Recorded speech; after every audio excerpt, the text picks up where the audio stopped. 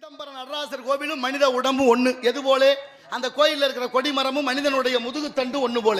ரெண்டுலையும் 32 இணைப்புகள் உண்டு. மனிதன் ஒரு நாளைக்கு விடக்கூடிய மூச்சு 21,600. அந்த கோயிலில் வேயப்பட்டிருக்கிற தங்க ஓடுகள் 21,600. இந்த உடம்புல 72,000 தசை நாறுகள் நரம்புகள். அந்த கோவிலில் அடிக்கப்பட்டிருக்கிற ஆணி 72,000.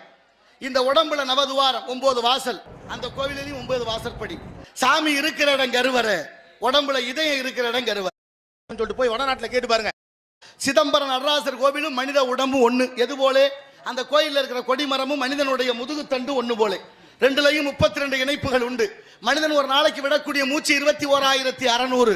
அந்த கோயிலில் வேயப்பட்டிருக்கிற தங்க ஓடுகள் 21,600. இந்த உடம்புல 72,000 தசை நாறுகள் நரம்புகள். அந்த கோவிலில் அடிக்கப்பட்டிருக்கிற ஆணி 72,000. இந்த உடம்புல நவதுவாரம் 9 வாசல். அந்த கோவிலையும் 9 வாசற்படி.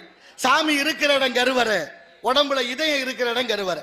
எல்லா கோயிலையும் கதவு திறந்தால் கருவறை விக்கிரகம் சாமி கண்ணுக்கு தெரியும். நடராசர் கோயில் அப்படி இல்லை. உள்ளே நுழைந்து இடப்பக்கமாக சென்று நடராசரை தரிசிக்க வேண்டும். காரணம், உடம்பு வைத்தே கட்டிய கோயில். இந்த உடம்பு 2 கூறு, ஒன்னு வலக்கூறு ஒன்னு இடக்கூறு. இடப்பக்கம் தான் இதயம் இருக்கு.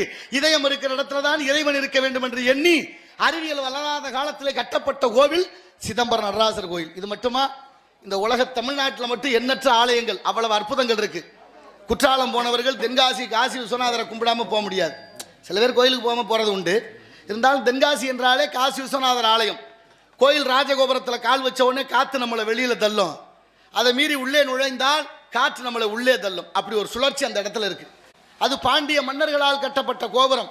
ஆரியங்காவு கணவாய் வழியாக பொதியமலை சாரல் வழியாக வரக்கூடிய காற்றை தடுத்து நிறுத்தி கட்டிய கோபுரம் இன்றும் நிகழ்ந்து கொண்டிருக்க அந்த அதிசயம் ஒரு சுழற்சி அந்த இடத்துல. இப்படியெல்லாம் தமிழனுடைய நுட்பமான அறிவு, இயற்கையே மாற்றி அமைக்கும் வல்லமையும் கொண்டவர்களாக இருந்தார்கள் என்பதற்கு இது ஒரு எடுத்துச்சான்று, ஒரு சிறிய உதாரணம். அது மட்டுமல்ல, கரூர் மாவட்டம் குளித்தலை வட்டம் ஐயர் மலைன்னு ஒரு மலை இருக்கு தெரியுமா? அது ஐவர் மலைன்னு மாறி ஐவர் மலை ஐயர் மலையாக மாறிடுச்சு. அதுக்கு மேல காகம் இன்னைக்கும் பறக்காது. காகம் பறக்காத கோவில்கள் நிறைய இருக்கு.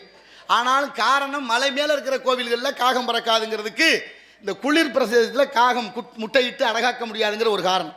ஆனா இங்கே அந்த ஆண்டவர் இறைவனுக்காக கொண்டு வந்திருந்த பாலை தட்டி விட்டதுனால, அந்த பாலை தட்டியதுனால கோபம் கொண்டு அவர் கொடுத்த சாபம் இன்றும் குளித்தலை ஐயர் மலைக்கு மேலே இருக்க கோபுரத்துக்கு மேலே காகம் பறப்பதில்லை. இப்படிப்பட்ட அதிசயங்கள் இந்த நாட்டில் எண்ணற்ற இருக்கின்றன. யாகம், பிரம்ம யாகம், பிதுர் யாகம், சதுர் யாகம், புத்திரகாமேஷ்டி யாகம், அஸ்வமேத யாகம், மானுட யாகங்கள், இப்படி பல யாகங்களை செய்து விட்டால் கிடைக்கும் யோகம். யோகத்துக்கு விரோதிய செய் போகம். போகத்தை மறந்து யாகத்தை செய்து யோகத்தை பெற்று அந்த யோகத்தாலே உள்ளம்பெரிய கோயில், ஊனுடம்பை ஆலயம், வல்லபரானார்க்கு வாய்கோபுர வாசல், கள்ளப்புலனைந்தும் காணா மணி விளக்கே தெல்ல தெளிந்தார்க்கு சீவனே சிவலிங்கம் என்று திருமூலர் திருமந்திரத்திலே பாடுகிறார். காரணம், கோயிலும் உடம்பும் ஒண்ணுன்னு பாடுறார். அதனாலதான் உள்ளங்கோயிலும் உடம்பு ஆலயம், மூச்சு காத்து சிவலிங்கம்னார். இந்த மூச்சு போச்சுன்னா பேச்சு இல்லை, ஒன்றும் இல்லை. உயிர் இருக்கிற வரைக்கும் தான் இதுக்கு பேர் சிவம். உயிரற்று போனால் அதுக்கு பேர் சபம். சிவத்துக்கும் சவத்துக்கும் ஒரு எழுத்து தான் வித்தியாசம். ஒரு சுழி இருக்கு, ஜீவன் எழுதுனா சுழி இருக்கு, சிவம்னு எழுதுனா சுழி இல்லை. சில பேருக்கு சுழி படுத்துற பாடு ஒன்னும் சொல்றது மாதிரி இல்லை. அதனாலதான் அத்வைதம்னு பேரு, சிவத்வைதம்னு பேரு. அப்ப பாருங்க, மாணிக்கவாசர் விரல் இப்படி வச்சிருக்கார், ஐயப்பன் விரல் இப்படி வச்சிருக்கிறார், தட்சிணாமூர்த்தி விரல் இப்படி வச்சிருக்கிறார். இதுக்கு பேர் சின்முத்திரை. சின்னன்னா ஞானம், முத்திரைனா அடையாளம், ஞான அடையாளம். இது சீவாத்மா, இது பரமாத்மா. சீவனை சிவனோடு சேர்ப்பது அத்வைதம். அப்படி உள்ளங்கோயிலும் உடம்பு ஆலயம். அப்படி கோயில் இல்லாத ஊர்ல குடி இருக்க கூடாதுன்னு பழமொழி. கோயில் விளங்க குடி விளங்க என்பதும் பழமொழி. ஆலயம் தொழுவது சாலவு நன்றுன்னு அந்த கிழவி நமக்கு சொல்லி வைத்தாள். அத்தனையும் சொல்லி என்ன செய்ய, கடைசியா வள்ளலார் சொன்ன கதை தான் இப்ப நடக்குது. கடை விரித்தேன் கொள்வார் இல்லை அப்படின்னு போய்விட்டாச்சு. அதனால நாளைய தலைமுறைக்கு சொல்ல வேண்டிய கடமையும் பொறுப்பும் ஒவ்வொருத்தரும் உண்டு. ஆகையினாலே இந்த இடத்தை பார்க்கின்ற பொழுது மக்கள் எல்லாம் ஒன்று சேர்ந்து ஒற்றுமையோடு இந்த விழாவை கொண்டாடுவதை பார்க்கின்ற பொழுது